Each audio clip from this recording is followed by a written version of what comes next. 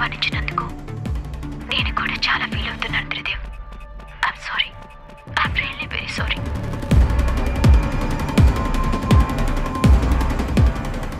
ఎలా ఉంది మన పెర్ఫార్మెన్స్? ఎక్స్ట్రాడినరీగా ఉంది. దెబ్బక శ్రీవల్లి షేక్ అయిపోయింది కదా. నీ గురించి శ్రీవల్లికి నిజం తెలిసాక తనని తెలివిగా మేనేజ్ చేసావనుకున్నాను. కానీ వీడియో చూస్తుంటే తెలుస్తుంది దాన్ని నువ్వు బొమ్మలా ఆడిస్తున్నావని. నీ తప్పుల గురించి తెలుసుకున్న మనిషి చేతే తప్పైపోయింది, నన్ను క్షమించు అని చెప్పించావంటే నువ్వు చాలా గ్రేట్ తమ్ముడు. Hats off. అయినా నువ్వు ఇంత సైకోవేంట్రా? కూల్గా ఉంటూనే శ్రీవల్లి చేత కన్నీళ్లు పెట్టించి కాళ్ళు పట్టించుకున్నంత పనిచేశావు. నేను ఎప్పుడైనా ఎవరినైనా సైకలాజికల్గానే దెబ్బ కొడతా. అదే శ్రీవల్లి దగ్గర కూడా అప్లై చేశాను. తన మనసులో ఏముందో పసిగట్టి దానికి తగ్గట్టు ప్రవర్తించాను. దెబ్బకి నా దారికొచ్చింది. నన్ను అనుమానించినందుకు తనిప్పుడు పడిన బాధ ఏమాత్రం సరిపోదు. అది ఇంకా భయపడేలా చేస్తాను. నా కంట్లో నలకపడ్డా దాని గుండెల్లో రాయి పడ్డంతగా అల్లాడిపోయేలా చేస్తాను. తను బాధపడడం మనకు ముఖ్యం కాదు, తన దగ్గర నుంచి ఆస్తి రాబట్టుకోవడం ముఖ్యం. ఆ విషయం గురించి కూడా ఆలోచిస్తున్నాను బావా. మన టార్గెటే అది కదా. నీకు ఎక్కువ టైం లేదు, తొందరపడాలి. లేదంటే ఏదో ఒక రోజు దాని చుట్టూ నువ్వు కట్టిన నమ్మకం అనే గోడ బద్దలు కొడుతుంది. అవును, ఆ సీతమ్మ టెన్షన్లో ఉన్న శ్రీవల్లి నీ ఎమోషనల్ బ్లాక్మెయిల్కి లొంగి ప్రస్తుతానికి నిన్ను నమ్మొచ్చు. కానీ సీతమ్మ కోలుకుంది అంటే శ్రీవల్లి మళ్ళీ యాక్టివ్ అవుతుంది. అప్పుడు ఏ చిన్న అవకాశం దొరికినా అంతకు రెండింతలు నేను రివర్స్లో ఆడుకుంటుంది. మీ బావ చెప్పింది నిజమేరా. మేమెన్నోసార్లు తనకి ప్రాబ్లమ్స్ క్రియేట్ చేసి లాస్ట్ మినిట్లో ఫెయిల్ అయ్యాం. తను చాకచక్యంగా బయటపడుతుంది. కాబట్టి నువ్వు వెంటనే ఆ అమెరికా సమస్య నుంచి బయటపడి ఆస్తి నీ పేరు మీదకి ట్రాన్స్ఫర్ చేయించుకో. ఎందుకక్క టెన్షన్ పడతారు? సీతమ్మ ఎప్పటికీ కోలుకోదు. అదేంట్రా అంత కాన్ఫిడెంట్గా చెప్తున్నావు? డాక్టర్ 2 నెలల్లో స్టెంట్ వేసి ఆవిడ హెల్త్ ప్రాబ్లమ్ని క్లియర్ చేస్తానని చెప్పిందిగా. వాళ్ళు చెప్పినంత మాత్రాన అది జరగాలిగా. ఎందుకు జరగదు?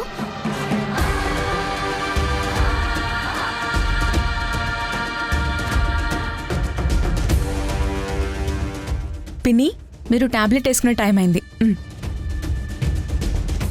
అటు చూడండి.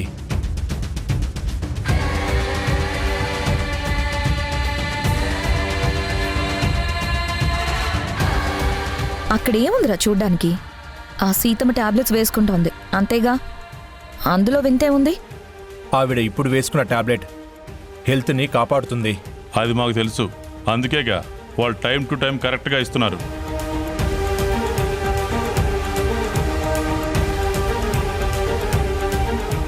ఇప్పుడు వేసుకోబోయే 2వ టాబ్లెట్ డాక్టర్ ఇచ్చింది కాదు, నేనిచ్చింది.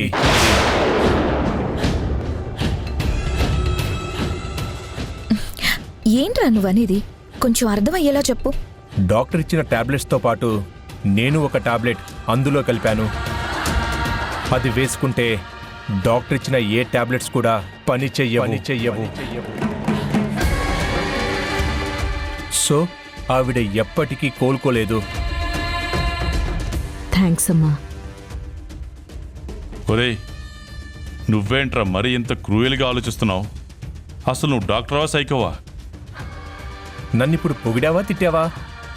ఏదో ఒకట్లే, కానీ నీ అడ్వాన్స్ థింకింగ్కి నేను ఇంప్రెస్ అయ్యాననే చెప్పాలి. కానీ మరి ఇంత డేంజర్గా ఆట ఆడుతున్నావేంట్రా? Mind blowing. ఈ ఆటలో నువ్వు కూడా పార్ట్నర్వే కదా బావా, ఆ విషయం మర్చిపోకు. అంటే నేను కూడా సైకోని అంటున్నావా? నేను చేసేది చూసి నువ్వు గర్వపడుతున్నావంటే నువ్వు కూడా నాలాగే అని అర్థం కదా బావా. మీ ఇద్దరిని ఇలా చూస్తుంటే ఇద్దరు సైకోలని దగ్గర నుంచి చూస్తున్నట్టుగా ఉంది నాకు.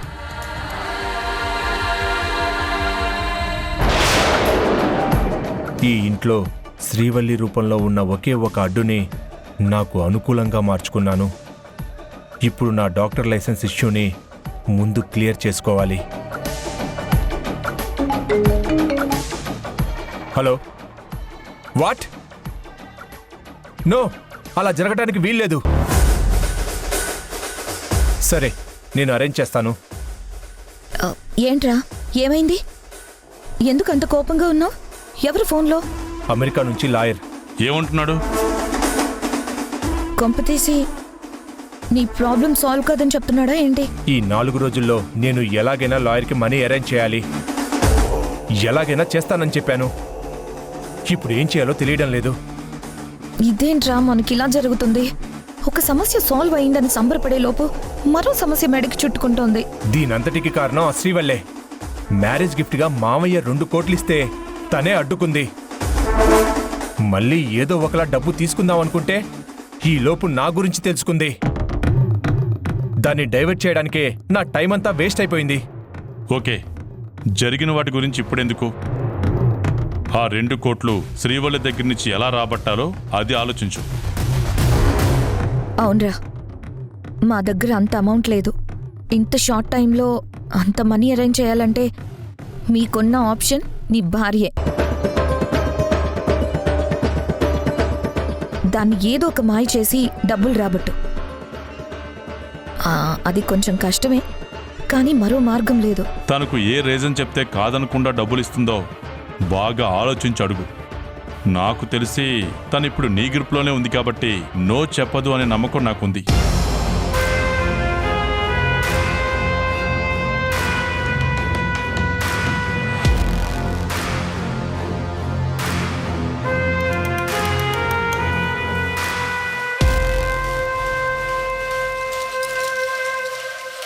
అదిగో నీకు డబ్బులిచ్చే ఏటీఎం వచ్చింది. దాంతోపాటు ఆ కోదండరామయ్య కూడా వస్తున్నాడు కదా. ఇప్పుడు వీడు వెళ్ళి అడిగినా అది కంపెనీ అమౌంట్ నాన్నకు చెప్పాలి కదా అంటూ రాగాలు తీస్తుంది. అది రాగాలు తీసినా, పాటలు పాడుతూ నాట్యాలు చేసినా 2 కోట్లు తెచ్చి నా చేతిలో పెట్టేలా చేస్తాను. ఏం చేస్తావురా? చెప్పను, చూపిస్తాను.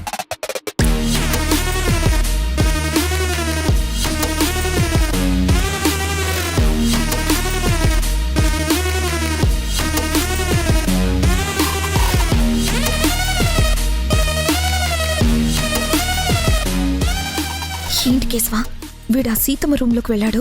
ఏం చేస్తాడంటావు? కొంపతీసి పీక పిసుకు చంపేస్తాడా? ఏమో వాడి మైండ్లో ఏముందో. ఏదో వర్కౌట్ అయ్యే ప్లాన్ వేస్తుంటాడులే. కోదండరామయ్య వాళ్ళు ఆ రూమ్లోకి వెళ్ళగానే మనం కూడా వెళ్ళి చూద్దాం. ప్రసాద్ సార్, ఢిల్లీలో ల్యాండ్ అయ్యాక మనం ఎక్కడ మినిస్టర్ గారిని కలవాలన్న డీటెయిల్స్ అన్ని ఆయన పిఎని అడిగి తెలుసుకో. అలాగే సార్.